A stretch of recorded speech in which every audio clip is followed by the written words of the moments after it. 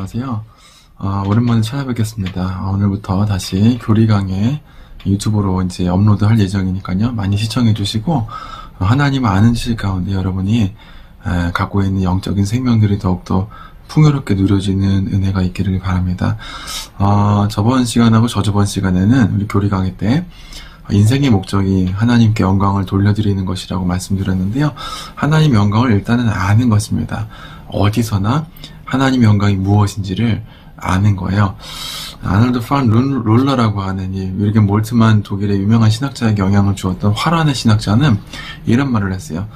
예배당 주변의 경계를 두르고 있는 그 관상목을 이렇게 만져볼 때에도 나는 그 관상목만 만져도 하나님 나라의 하나님 나라의 아름다움을, 하나님 나라를 만질 수가 있는 것이다. 그렇게 이야기를 했어요.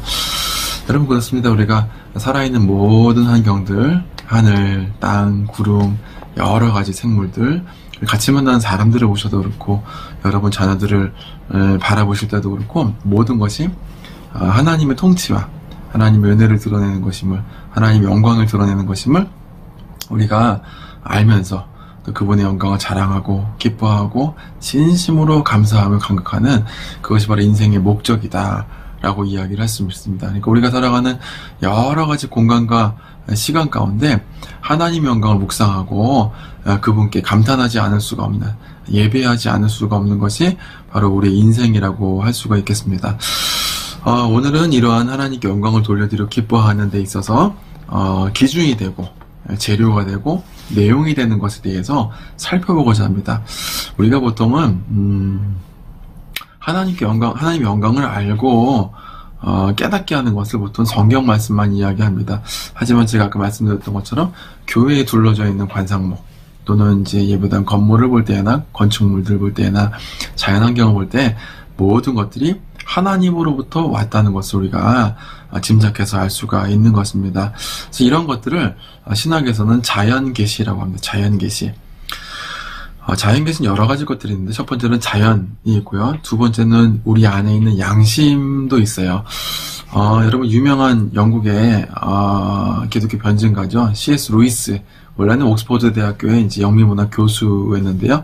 여러분 잘 아시는 세계 3대 판타지 소설을 썼던 사람인데요. 톨킨이 이제 그 C.S. 루이스의 친구였죠. 그래서 반지의 제왕이라고 하는 시리즈를 쓰고, 그리고 C.S. 루이스는 나니아 연대기라고 하는 이 판타지 소설을 썼죠. 판타지 소설만 유명한 것이 아니라 기독교를 변증하는 데 있어서 굉장히 많은 노력을 하고 또 공헌을 하였습니다.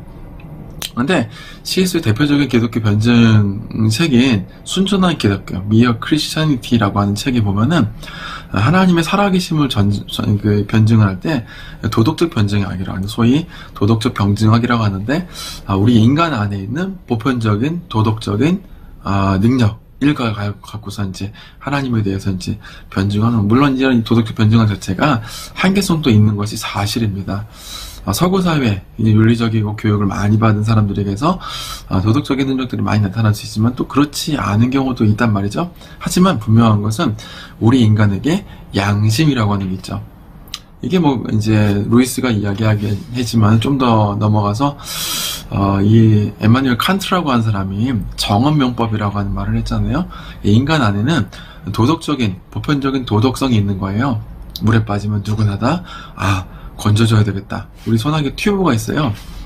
사이코패스가 아닌 이상은 누구나 다 그 물에 빠진 사람을 건지려고 하겠죠. 그게 우리 안에 있는 양심이라고 하는, 물론 양심에 화인 맞은 사람들도 많이 있어요. 지금 사회를 보면은 정말 답답하고 양심에 화인 맞은 사람들이 많이 있다. 그것도 많이 배우고 최고로 똑똑한 능력 있는 우리 사회 지도층들, 엘리트층들이 양심에 화인받은 사람들이 있는 것들을 보게 되는데요.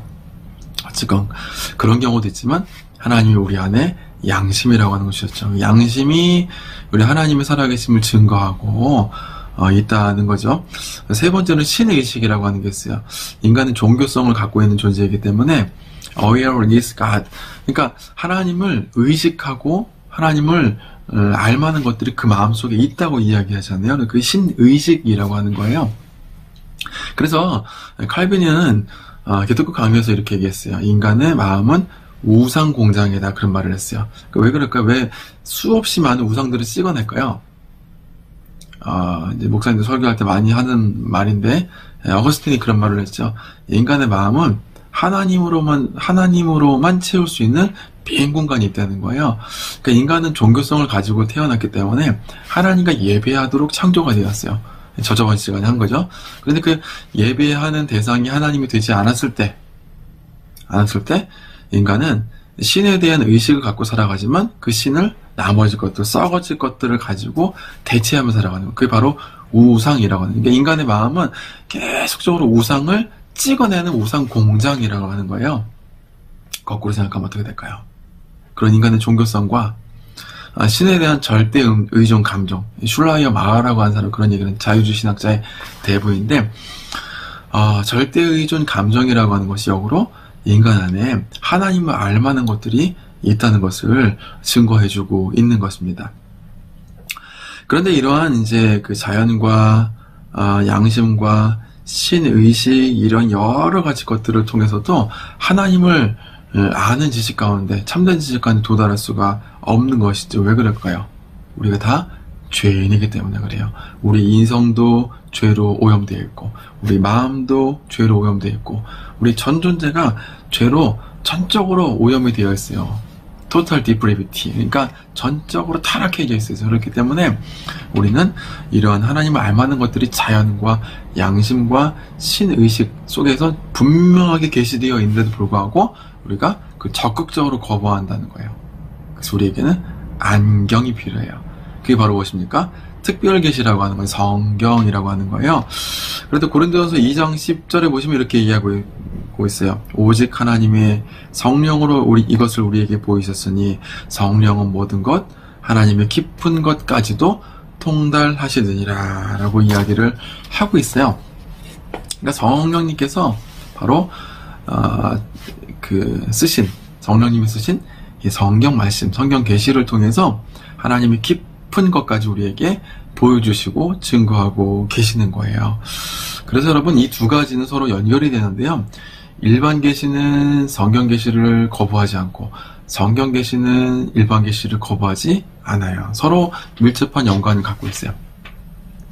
이게 무슨 말이냐면은 성경만 읽어서는 안 된다고 하는 거예요. 그래서 유명한 신학자가 그런 얘기해요. 한 손에는 성경을, 한 손에는 신문을, 그런 말을 했단 말이에요. 그래서 우리가 성경이라고 하는 거는 성경 자체만 보라고 주어진 게 아니에요. 하나님 창조하신 모든 영역, 모든 우주적인 세상의 영역들을 성경 말씀을 통해서 올바르게 교정하여서 바라보고, 그리고 올바르게 그 속에서 하나님 영광을 발견하고, 모든 영역 가운데 한 터럭도, 어떤 신학자 말같이 한 터럭도 하나님의 영광이 아닌 것이, 하나님의 영광이 아닌 게 되도록 하지 않도록 하는 거예요. 모든 것들이 한 터럭도 남기지 않고 모든 것들이 하나님의 영광으로 예배되도록 하는 삶의 재료가 되도록 하는 것이 우리의 목적이라고 하는 거예요. 그래서 기독교는 절대로 성경만 읽고선 예배당 속에서 숨어 지내는 공동체가 아니에요. 성경을 두고 어디로 나가요? 세상으로 나가는 거예요. 성경을 두고 세상으로 나가서 세상 사람들한테 담대하게 증거하는 것이죠. 뭐라고요? 이것은 아버지의 것이다. This is my father's word. 그러니까 참 아름다워라고 하는 찬송가가 있잖아요. 근데 영어 제목이 This is my father's word예요. 그러니까 이것은 너네 세상이 아니다.